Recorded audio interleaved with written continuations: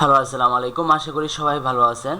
আজকে Bangladesh share market নিয়ে ইন্ডেক্সটা নিয়ে একটু ভিডিও বানাবো, যে ইন্ডেক্স আসলে কোন দিকে যাচ্ছে, ইন্ডেক্স পজিটিভ নাকি নেগেটিভ, আর যদি নেগেটিভ হয় কেন, আর পজিটিভ হলে কেন।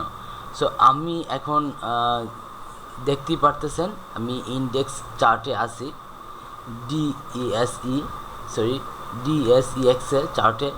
সো এখানে আমি একটা অ্যানালাইসিস করব, যেটাকে বলা হয় টেকনিক্যাল অ্যানালাইসিস, যেটা আমাদের সবার যারা শেয়ার মার্কেটে ইনভেস্টর অথবা ইনভেস্ট করতে চায় তাদের এই গুরুত্বপূর্ণ টাকাগুলো বাঁচিয়ে রাখার জন্য আমাদের অন্তত এই টেকনিক্যাল অ্যানালাইসিসটা শেখা অত্যন্ত জরুরি। এই টেকনিক্যাল অ্যানালাইসিসটা যে আপনার খুব বেশি কঠিন এরকম কিন্তু না, বাট খুবই ইম্পর্ট্যান্ট। প্রত্যেকটা দেশ, প্রত্যেকটা মার্কেট এই টেকনিক্যাল অ্যানালাইসিস মেনটেন করে মার্কেট প্রত্যেকটা দেশ, প্রত্যেকটা share market technical analysis maintain করে চলে। টেকনিক্যাল অ্যানালাইসিস আসলে চেঞ্জ করার সুযোগ খুব কম মার্কেটেই থাকে। মার্কেট কী করতে পারে, ম্যানিপুলেশন কী করতে পারে, যেমন এক্সাম্পল হিসাবে আপনার কাছে অনেক বেশি টাকা পয়সা আছে, আপনি ব্যাংকে ঘুষ দিয়েছেন, দিয়ে আপনার একটা পচা গান্দা নতুন একটি কোম্পানিকে আপনি অনেক বেশি প্রফিট দেখে লিস্টেড করায় ফেলেন মার্কেটে। লিস্টেড করানোর পরে পাবলিকের কাছ থেকে এই যে একটা টাকা উঠার পর পাবলিক এই 5-10 টাকা শেয়ারটা যখন 40 টাকাতে যাওয়ার পর সব বিক্রি করে মার্কেট থেকে বের হয়ে চলে আসা, এই জিনিসগুলা লাস্ট 14-15 বছর অনেক বেশি হয়েছে। যতটুকু জানতে পেরেছি যে আমাদের দরবেশ বাবারই প্রায় 40-50টা কোম্পানি ছিল, যে কোম্পানিগুলো আসলে ম্যাক্সিমাম শেয়ার মার্কেটে লিস্টেড ছিল।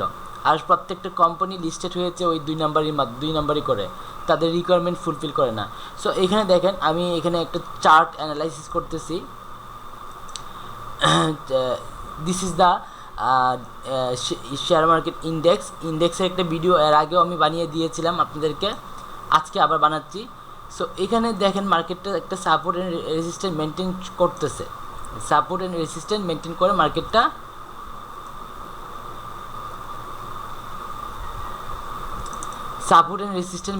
মার্কেটটা চলতেছে। সো মার্কেটটা দেখেন জানুয়ারি 2024 সালে ইন্ডেক্স ছিল 5073। সো 5073 থেকে স্ট্রং একটা মুভমেন্ট দিয়ে ইন্ডেক্সটা হয়ে যায় 5500 সামথিং।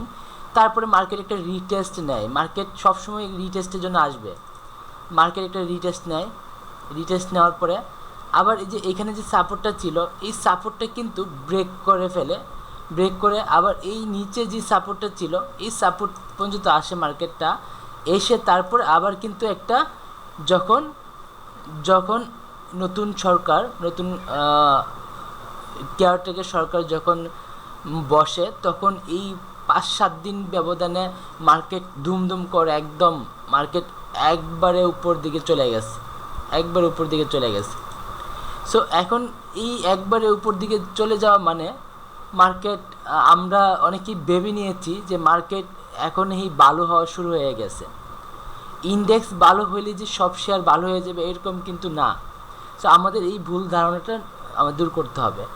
ইন্ডেক্সটা কিছু কারণে অনেক বেশি বাড়ায়, আপনাদেরকে ট্র্যাপে ফেলে তারপরে আপনারা যখন পচা গান্দা শেয়ার পাবলিকের কাছ থেকে শুনে ধুমধাম কিনতে থাকেন, তখন কিন্তু আপনার আবার কারেকশানে চলে আসে। তো যখন আপনারা কিনেন অনেক হাই প্রাইসে, যেমন এক্সাম্পল ইন্ডেক্সটা যখন 6200-তে যায়, তখন আপনারা ম্যাক্সিমাম মানুষ যাদের টাকা ছিল তারা অনেক বেশি করে শেয়ার কিনেছে, যেই শেয়ারগুলা যেখানে কিনা যৌক্তিক ছিল না, বাট কিনেছে। তো কেনার পরে কী হলো দেখেন, এখান থেকে রেজিস্ট্যান্ট এই লেভেল থেকে এই লেভেলটা থেকে নিয়ে এখান থেকে একটা রিজেকশন খেলো। সো এই রিজেকশন খাওয়ার মানেটা কি আমরা আসলে অনেকে বুঝি না। এই যে একটা রিজেকশনটা হলো, যেমন মার্কেটে বায়ার প্রচুর বায়ার ছিল, এইখান থেকে মার্কেট এসে থেমে যাওয়ার পরে সেলার চলে আসছে, সেলার এসে বলতেছে তুই আর সামনে যেতে পারবে না, এখন আমার পালা। রিজেকশন, স্ট্রং একটা রিজেকশন এই একদিনে খেলো। খাওয়ার পরে নর্মালি মার্কেট রিজেকশন খাওয়ার পরে মার্কেট একটা রিটেস্ট করবে। রিটেস্টে কোন পর্যন্ত করতে পারে, এখানে একটা সাপোর্ট লেভেল আছে, এখানে একটা সাপোর্ট লেভেল আছে, তো এই সাপোর্ট লেভেলটা ব্রেক করছে। সো সাপোর্ট লেভেলটা ব্রেক করার পরে মার্কেটটা আবার একটা ফেক মুভমেন্ট করছে। তখন দেখা দিচ্ছে পাবলিককে যে সাপোর্ট অ্যান্ড দুইটা সাপোর্টই ব্রেক করে ফেলছে, এখন আপনারা আবার বাই করেন।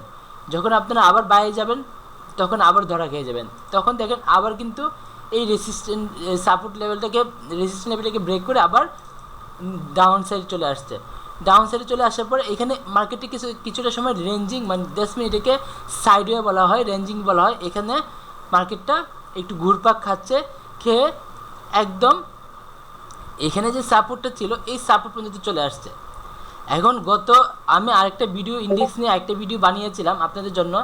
বানানোর পর আমি আপনাকে বলছিলাম যে এইখানে যে মার্কেটগুলো গ্যাপ রেখে গেছে এই গ্যাপগুলো ফিল আপ করবে। একটা জিনিস মনে করেন যে আপনি 1 টাকা জিনিস 50 টাকা হয়ে গেছে, 1 টাকা জিনিস 50 টাকা হয়ে গেছে। এখন মাঝখানে যে 2 টাকা থেকে যে 48 টাকার যে একটা গ্যাপ আছে, গ্যাপটা কিন্তু আপনাকে পূরণ করতে হবে। আপনি যদি এই গ্যাপটাকে পূরণ না করেন আপনার কিন্তু ওই যে একটা মার্কেটের স্ট্রাকচার, এই যে আপনার যে একটা হিসাবের গড়মিল, ওইটা কিন্তু সলভ হচ্ছে না। এখানে দেখেন আমি বলছিলাম ওই গ্যাপটা হয়তো ফিল আপ করতে পারে মার্কেট, হয়তো বা এখান থেকে ব্যাক করতে পারে, বাট মার্কেট আনফর্চুনেটলি এখান থেকে ব্যাক করে নেই। আপনার এই গ্যাপটা ফিল আপ করতে মার্কেট এখানে চলে আসছে।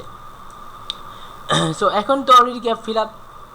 সো আপনারা বলবেন অলরেডি গ্যাপ ফিল আপ না, অলরেডি গ্যাপ ফিল আপ না। কেন বলতেছি, মার্কেট যেহেতু এই রেসিস্ট্যান্ট লেভেল, এই সাপোর্ট লেভেলটা ব্রেক করে ফেলছে, মার্কেটটা এই পর্যন্ত আসতে পারে, এসে তারপরে মার্কেট আবার উপর দিকে মুভমেন্ট করবে। সো মার্কেট আপনার আবার এই 5200 লেভেলে আসতে পারে, এসে তারপরে আবার মার্কেট মুভমেন্ট করবে।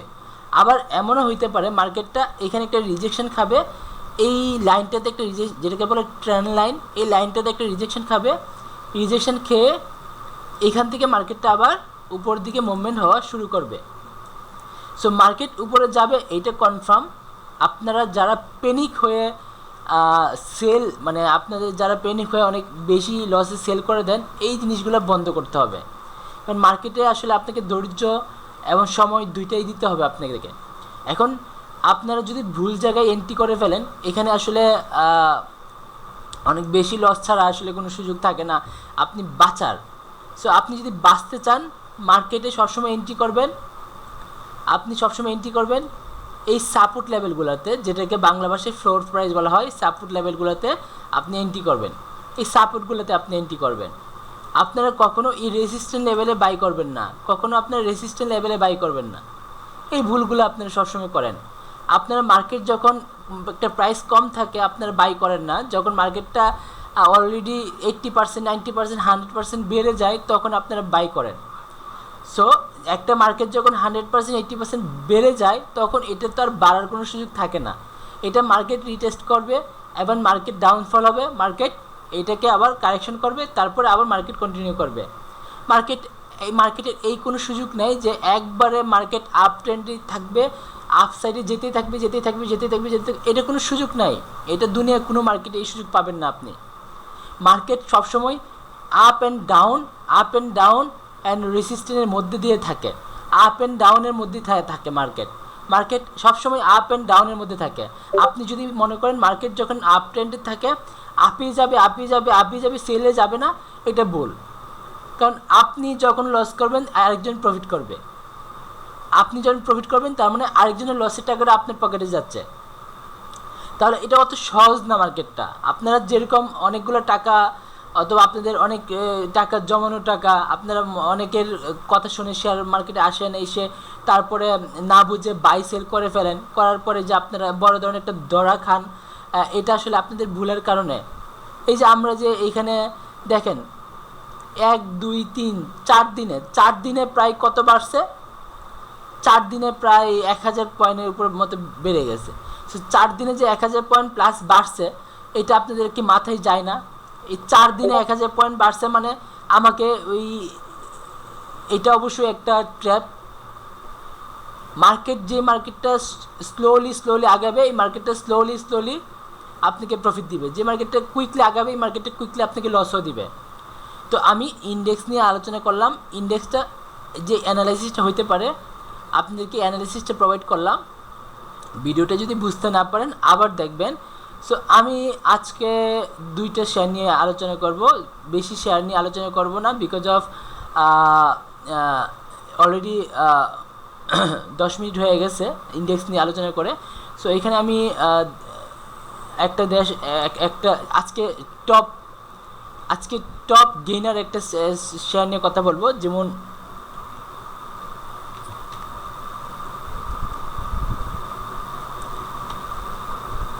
যেমন আপনার দেশ garments limited.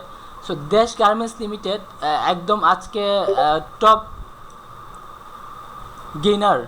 So top garments আজকে টপ গেইনার। সো কী হইতে পারে দেখেন, মার্কেটটা এখনও আমি এটাকে একটা সাপোর্ট রেজিস্ট্যান্সের মধ্যে দিয়ে আপনাদেরকে বোঝানোর চেষ্টা করব।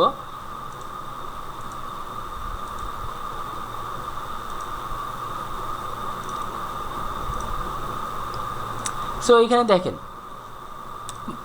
এটা আজকে মার্কেটে top gainer. So top gainer কেন হয়েছে আপনারা কি বুঝতে পারতেছেন না? টপ গেইনার কেন হয়েছে? বিকজ এটা একদমই সাপোর্ট প্রাইস, দেখেন একদম সাপোর্ট প্রাইস। সো আমরা তো এই সাপোর্ট প্রাইসে আমরা কিনি না, আমরা কিনবো কোন জায়গায় জানেন? মার্কেট যখন বেড়ে যখন মার্কেট এই রেজিস্ট্যান্স লেভেলে যাবে, যখন আপনার আপনার 67 টাকা থেকে যখন আমরা 97 টাকাতে যাব, তখন আমরা এখানে বাই করব। তো তখন আমরা এখানে বাই করার পরে আমরা কি প্রফিট আশা করতে পারি? সামটাইম আশা করা যায়, কিছু সময় আশা করা যায়, কিছু সময় মার্কেট হয়তো উপর দিকে যাবে, বাট সব সময় না। সো এখন এই সময় যেটা সময় ছিল, এখানে বাই করার সময় ছিল, আমরা অনেকে মিস করছি। আমরা এখনও বাই করতে পারি আমরা যদি চাই। এখানে যদি আমরা বাই করি, আবার নিচে গেলে আমাদেরকে অ্যাভারেজ করার টাকা রাখতে হবে।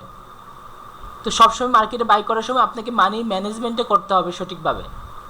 সো এখানে দেখেন, এখানে আমরা বাই করার এখানে মেইন আমাদের যেই মানে বাই করা উচিত যেই জায়গাটা, এটা হলো সেই জায়গাটা। বাট আমরা বাই করব একদম যখন মার্কেট উপরে চলে যাবে, যখন আপনার 70% 80% প্রফিট দিয়ে দিবে, তখন আমরা গিয়ে বাই করব। তখন বাই করার পরে কি হবে, আমরা এখানে যখন বাই করি, এক্সাম্পল হিসেবে আমরা যখন এখানে বাই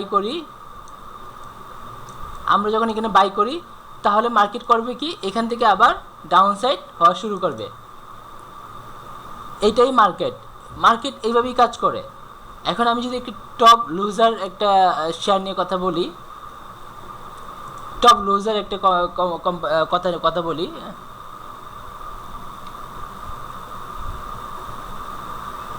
ফুয়াং সিরামিক ইন্ডাস্ট্রি অথবা ফুয়াং ফুড। আজকে ফুয়াং ফুড নিয়ে যদি কথা বলি, সো ফুয়াং ফুড নিয়ে যদি কথা বলি, দেখেন টপ লুজার একটা শেয়ার আজকে। তো আমি এটাকে আগে একটা সাপোর্ট এন্ড রেজিস্ট্যান্স হিসেবে মার্কিং করে নিই, তারপরে আপনাদেরকে বুঝাচ্ছি যে আসলে মার্কেটে কি হতে যাচ্ছে অ্যান্ড মার্কেটে কেন হচ্ছে এরকম।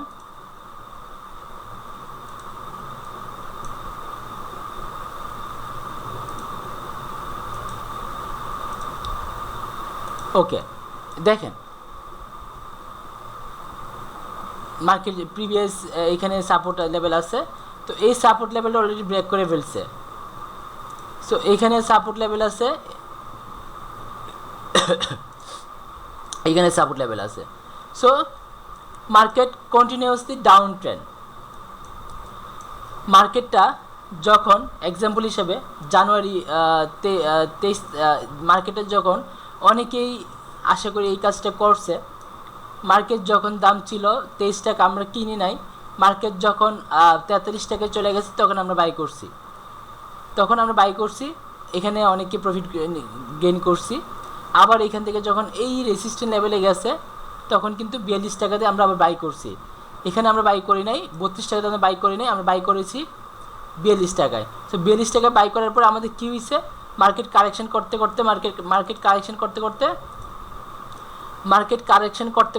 করতে একদম সব কিছু পার করে একদম ডাউন লেভেলে চলে আসছে। এখন কি করা যায়? যারা মনে করেন এক্সাম্পল 36 টাকায় কেনা অথবা যাদের 42 টাকায় কেনা, তারা এই 8 টাকা 45 পয়সাতে অ্যাভারেজ করতে পারেন। 8 টাকা 45 পয়সা পর্যন্ত এই মার্কেটটা এখন আসতে পারে, যেহেতু একটা strong down trend even down trend শেষের পথে। সো এখান থেকে মার্কেটটা এই লেভেলে এসে তারপরে মার্কেটটা আস্তে আস্তে মার্কেটটা উপর দিকে মুভমেন্ট করা শুরু করবে। সো আমরা সবসময় এই যে প্রাইসটা আমরা অপেক্ষা করব এই ফ্লোর প্রাইস আসার জন্য।